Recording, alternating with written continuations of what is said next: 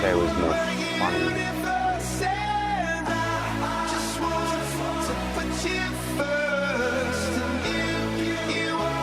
We're here to make a new type of news. New insights, new styles, and new topics every day. We are News Generation. Making news just for you. It's April 27th here in Seoul. I'm Shin, and this is News Generation, where we make the news at Arirang's very own open studio. Every morning, we'll discuss the top issues and latest current affairs affecting people in their 20s and 30s. Joining me in the studio is Kim Xiao. Good morning, Yan. Good morning, and Walter Lee. Lovely to be here. And both are here to speak on behalf of people in their 20s and 30s. We're going to start with our news feed, a news feed which covers different hashtags and news items that have been trending on social media over the past 24 hours. $74. That's the average amount of money millennials and Gen Z in Korea are thought to spend every month shopping for clothes. According to the 2022 Gen MZ Fashion App Trend Report, 9 out of 10 surveyed in this age group bought their clothes online, mainly because e-commerce sites allow consumers to compare prices and look at various brands at once. Moving on, police in Seoul have arrested 131 people suspected of selling or administering narcotics online. Among them, 15 were minors who got their hands on meth using messenger apps like Telegram. Police confiscated 600 grams worth of meth and $1.5 million worth of other narcotics, including marijuana and ecstasy. It's midterm season for most universities here in Korea, and one of the lurking problems professors are struggling to tackle is a growing number of students using ChatGPT to hand in their assignments or cheat on their tests. Now, that's why some universities have made regulations and guidebooks on how students should be ethically using AI. Now, that includes identifying whether they use this generative AI tool or not. So what do you guys think about the last news item? Well, I think obviously during my time in university it would have been very helpful and useful, but yes, if we continuously use ChatGPT, are we just cheating the system? I mean, this is going to affect our future jobs and whether we can, do them correctly. So there's got to be a better way to, use it ethically. Mm-hmm. But yes, it's hard to say when to use it and when not to use it. That's why I think it's a right step in the right direction, having guidelines and regulations on how to use AI more ethically. What are your thoughts on that? So I did a little bit of research, and it turns out some of the plagiarism detectors we have available, some of the ones that use in the universities, such as Turnitin, can actually detect the ChatGPT usage. Oh. But then the problem here is the thing that you can rephrase what the ChatGPT has been given you. Yeah. Just paraphrase everything. Yes, I think that's they also have an AI that can paraphrase as well. So that really hinders the line between whether anything can be original work at this point. To be honest, having done 2 degrees, I think I would love to have a bit of that. But yes, I think it's time to be an academic for everybody. But it's not that reliable. It's worth mentioning that ChatGPT isn't that accurate because we talked about database and the accuracy definitely. there. It's also very biased. So that's why a lot of professors are worried that students would just trust this without really checking their sources and cross-checking. Yeah. And that was our news feed for this Thursday. We're going to be moving on to our main discussion now. Earlier this morning, South Korean President Yoon Suk-yeol and his U.S. counterpart Joe Biden held a joint press conference. There, they discussed a range of issues addressing how to strengthen their alliance from military to trade, and they also pledged to strengthen actions on nuclear deterrence, specifically against North Korea. And that's why we've decided to talk about how millennials and Gen Z in both South Korea and the U.S. view North Korea and how they think Pyongyang should be dealt with in the global arena. North Korea has long been a threat to South Korea and the U.S. South Korea has struggled between trying to bring Pyongyang back into the rest of the world by opening the gateway for dialogue and trying to thwart the North's nuclear threat. Currently, Seoul is prioritizing its own national security and alliances. That's evident by President Yoon Suk-yeol's efforts to sign a joint document that outlines conditions for the U.S. to retaliate with nuclear weapons if North Korea launches nuclear attacks. Today, NewsGen answers 3 questions. 1. What do millennials and Gen Z in both South Korea and the U.S. think about their government's approach to dealing with North Korea and its nuclear threat? 2. What does this younger generation think about North Korea in general? 3. What are some innovative ideas young people have in dealing with North Korea? Presidents Yoon Suk-yeol and Joe Biden in a joint press conference following their summit have unveiled the Washington Declaration. And under this declaration, the United States will deploy nuclear-armed submarines to South Korea for the first time since the 1980s. This to demonstrate Washington's commitment to defend Seoul against rising nuclear threats from North Korea. And in return, Seoul pledged to stick to its part in the Non-Proliferation Treaty. In other words, not owning or using nuclear arms. So let's first start by looking at how both South Korean and American millennials and Gen Z perceive North Korea. Xiang, walk us through first on the young South Korean side. Yeah, so although there are ongoing military provocations by North Korea, Korean millennials and Gen Zs don't seem to care much about Pyongyang, or at least not too hostile. In a survey by Global Research targeting MZers on which countries they dislike the most, we see that over 51% of the respondents actually chose China, followed by Japan and only North Korea at third place at a mere 12.6%. Majority of respondents also said that North Korea is basically a foreign country which they don't care much about, followed by responses that it's just a geographically neighboring country, and about 17% of them thought them as a fellow countrymen or common history.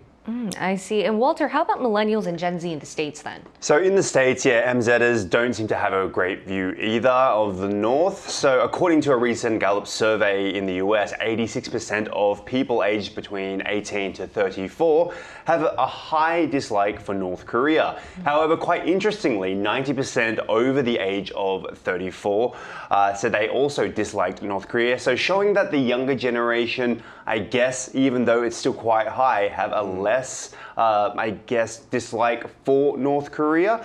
But now, I am not speaking on behalf of Americans, but I believe that when Americans say that they dislike North Korea, I don't think it's so much the people of North Korea, more, I guess, the regime and, of course, the dictator, the leader, Kim Jong-un. Right, because they access all these news headlines on all the dictatorship and the brutal humanitarian crimes that are committed in the country. Right. But what are some similarities and differences between how young people in both countries from South Korea and the US view North Korea? Yeah, well, like I just mentioned, both countries dislike the regime and Kim Jong-un. Now, the older generations might have they might have been reminded of the Korean War back in the 50s, so they have probably made their views based on that, and rightly so. I mean, there's no changing that. It was a very terrible time in Korean history. Many Koreans died during that time, as well as people who fought in that war. However, the younger generation have been exposed to more credible media reports, as you just mentioned, interviews from North Korean refugees, and also social media. So this exposure has seen, obviously, the terrible and sad side of the country, and going through famine, going through illness, and obviously separated families. And considering that our generation is so interested in tackling humanitarian issues, right? Right. Now, normally when Seoul engages with its allies, we see a string of provocations from the north. Remember in March, just hours ahead of the ROK Japan summit, Pyeongyang launched an intercontinental ballistic missile that landed near Hokkaido. And this time around, weeks before the summit, North Korea said it test-fired a new solid-fuel Hwasong-18 ICBM for the first time. And the Unification Ministry also mentioned that Pyongyang declined routine inter-Korean calls for 2 whole weeks. But I guess, fortunately, we haven't seen any aggressive movement since the state visit. But we're still on the lookout, right? Yeah, I mean, definitely we're still on the lookout. China has also been sending signs of protests as well, days leading up to the state visit. The main agenda of the bilateral summit is closely linked to North Korea as well. Main predictions included strengthening their joint defense posture, enhancement and detailing of the extended deterrence against North Korea's escalating nuclear threat, as we've seen, alongside discussions on economic issues such as the IRA, the Inflation Reduction Act hindering Korean businesses in the US market, as well as regional security cooperation. Also marking the 70th bilateral alliance between Korea and the United States, the official state visit included full military honors at the White House and all preparation to the highest degree. So this is also the first state visit by a Korean president in 12 years as well. So I think North Korea is definitely keeping an eye on it, as well as the surrounding countries in the Asian, also the European region. For sure. And as we mentioned earlier, the two presidents are actually very busy thinking of ways to better deal with North Korea. We talked about the Washington Declaration, but I think it's up to us, the young generation, to also think of ways on how we can better, maybe interact or even deal with North Korea. So why don't you guys try pitching your creative ideas? Oh, geez, if I had the answer, then I guess I would be on the front of every newspaper, wouldn't I? So true. Almost there, Walter. Yes. On the news generation. But as just a normal citizen who is not experienced, or this is not my area of expertise, I would just have to say that we need, obviously, a better relationship between the two leaders of the South and the North. I mean, I felt the nation had a little hope when back when former President Moon Jae-in and Kim Jong-un met in 2018 for the Right. Inter-Korea Summit. I did feel some sort of atmosphere of like people being very hopeful that there might be a unification between the two countries. Obviously, we didn't expect them to completely unify. However, there would have been some sort of peace agreement at Or least. interaction. Interaction, exactly. But really, how do you reason with a dictator? It's very difficult. That's a very good question. To be honest, Yeah. throughout history, we've always had some glimpses of hope all the time. With the Kim Dae-jung, with the Sunshine Policy, we all seem like, oh, it's going to happen, Yeah, Korea's yeah, reunification. But to be honest, I don't think it's the right time right now to be talking about peace and prosperity in the peninsula. Why not? Because it seems like we're seeing a movement of regional division, a lot of tension going on between the BRICS countries as well as the Western Definitely. allies, including South Korea, Taiwan, Japan, and US, of course, at the spearhead of that. And the central topic of the Yoon-Biden summit this week was the deterrence of North Korean Definitely, military yeah. threat. And the Washington Declarations that you mentioned earlier is all about deploying strategic assets such as a US nuclear ballistic submarine, visiting South Korea and possibly being stationed more regularly than have them before. So things like this will definitely more or less further escalate the military tension in the peninsula, and not just in Korea itself, but it could also pressure China as well as Russia, all the countries in the Indo-Pacific region to also act up to give an opinion against the US power. So we are taking a relatively strong-headed approach compared to back in the years when we brought North Korea to the table for dialogue. But let's add one more millennial in our talks. It's a student from the US who wants to share his own ideas of how to bring about peace and better trilateral relations between the two Koreas and the United States.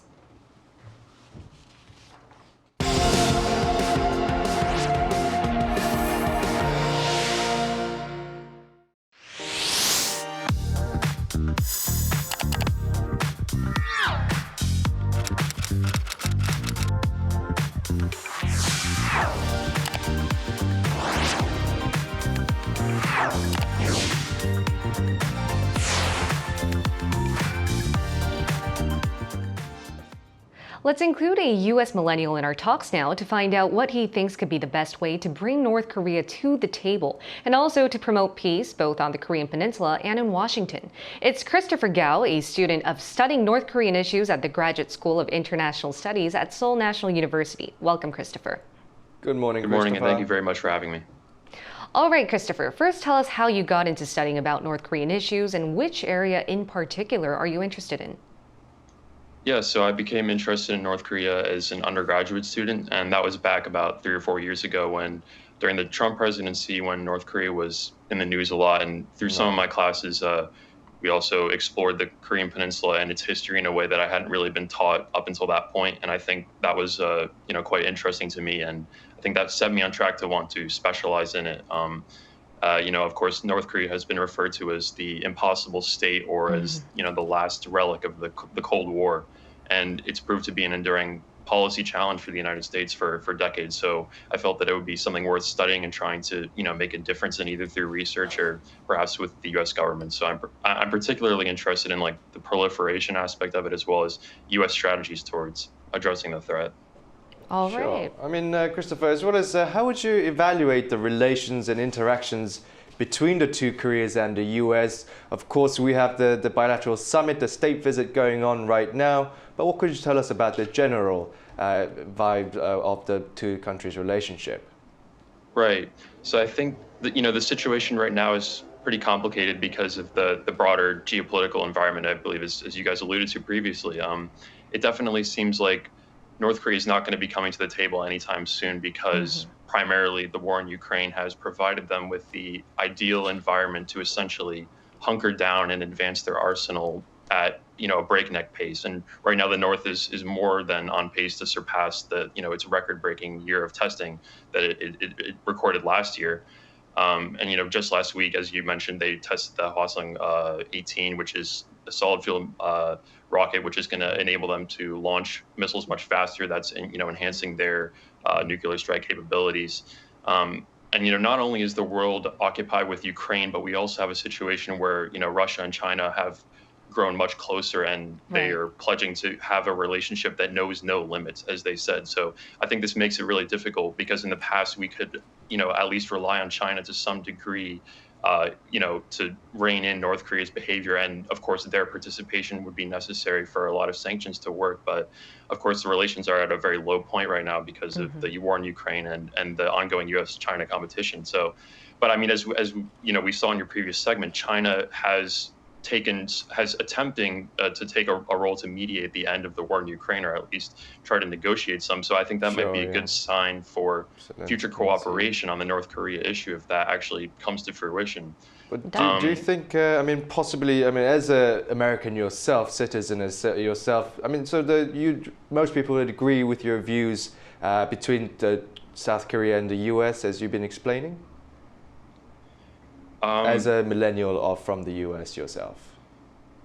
In terms of the perspective of North Korea from millennials, I think there's very little awareness of the issues. But I guess if you were to do polling on it, I'm sure people would, as you mentioned, have kind of a negative image of the country based on the actions of the regime. And primarily, I think the thing that sticks out to people the most about North Korea is the human rights situation, and just seeing, this country of 22 million people that, doesn't enjoy the most basic things that almost everyone else does. And I think that's the kind of perception is related to the human rights issue. Sure. Right. So here in the studio, before we pitch some ideas to better trilateral relationships, any creative ideas of your own, you think? Yeah, so I agree with your sentiment earlier where you said if you had the ideas, you would be on the front of every magazine. I think that's just the reality, is that there's no easy answer to this. People have been making predictions and proposing things for decades. And I think it really is a growing resignation among analysts and people in policy circles that disarmament of North Korea is no longer a feasible goal. And, for decades, we've alternated between periods of intense sanctions and periods of engagement. And, North Korea is very resilient against sanctions. That's what we've seen, especially under COVID. And the other thing is that when North Korea actually does come to the negotiating table, our strategy has been basically doing the same thing, which is essentially paying North Korea to repeatedly close the same nuclear reactor. And that's a policy that has failed for 30 years. So clearly we have to change the approach. And I think one thing that I've read about that I think might be kind of a very long-term, but given the circumstances, quite reasonable strategy might be to, have a human rights approach and, ramp up efforts to get information into the country and, tell there's three important stories that the North Korean people need to hear, which is they need to learn about their abysmal human rights situation relative to other countries, the corruption of the leadership, and the propensity of the prosperity of the outside world, For especially sure. And in order for that to happen, I think it's up to American millennials, Korean millennials, actually international millennials, to pay more attention on what's happening in North Korea. Thank you so much, Christopher. Thanks, Christopher. All right. Thank you very much, Christopher. All right, and before we continue our talks, we're going to also hear from our global viewers, and we asked them whether South Korea's relationship with the U.S. is building or breaking better ties with the North. Here's what a few had to say. Hussein Demir said it's definitely breaking the relationship with the North. Realistically, I don't see it improving anytime soon. Graciela Novoa said, respectfully, I think both Koreas must work in the approach. At this moment, I don't think that North Korea listens to the U.S. If both countries need mediators, search among those who both Koreas listen to. Brooke Parsons says, it truly does not matter. Pyongyang is our family, and we need to reach out all the time for peace. America can come and go as they like. Now, based on our viewers' comments, I can see that we're going in the right direction. A lot of millennials are interested about North Korea. Now, let's wrap up our discussion for today. We asked this question to Christopher, we wanted to find out whether we had some breakthrough with the ROK-U.S. summit and whether we're going in the right direction. So what about you guys? What type of breakthrough would you like to see in terms of the ongoing ROK-U.S. summit? Yeah, I mean, Christopher also mentioned good points theoretically as well, all about the geopolitical tensions in the region with China, Russia, the Ukrainian war and everything. And especially interestingly, during the presidential visit, the state visit to the US, President Biden lauded what he called the unbreakable bond of the country's ironclad alliance forged during the Korean War 7 decades ago. And things like that, sort of showcasing that Korea and US is definitely a strong alliance, is definitely positive in a sense for Koreans. But it also brings them in an awkward position in geopolitical tension sense. For sure. It puts them in an awkward position with the business, economic relations with China, as well as Russia. There's going to be talks on Ukraine, which was actually limited to just humanitarian aid. A lot of people suspected that it might be weapons aid that might be taking place after the summit, but there was nothing of that. So I think it's a double-edged sword, I'd say, the results of the UK. For sure. Considering that South Korea is a middle power, we have much more to think about. What are your thoughts on this, Walter? Well, I couldn't have said it any better. I think he took everything from me. But yes, obviously hoping that President Yoon Suk-yeol can strengthen the relationship between the US and South Korea. Obviously, we really need US to be on our side. And it's the best. We obviously want to stop these provocations that are happening over the years. And yes, hopefully work towards peace between the two Koreas. All right, and hopefully we'll see that happen. And we'll be here every day from 9:30 a.m. to 10 a.m. Korea time, bringing you topics that young people are talking about. Special thanks to Kim Seong My pleasure, Ian. and Walter Lee. Lovely to be here. And thank you everyone for watching. We'll see you tomorrow. We are News Generation.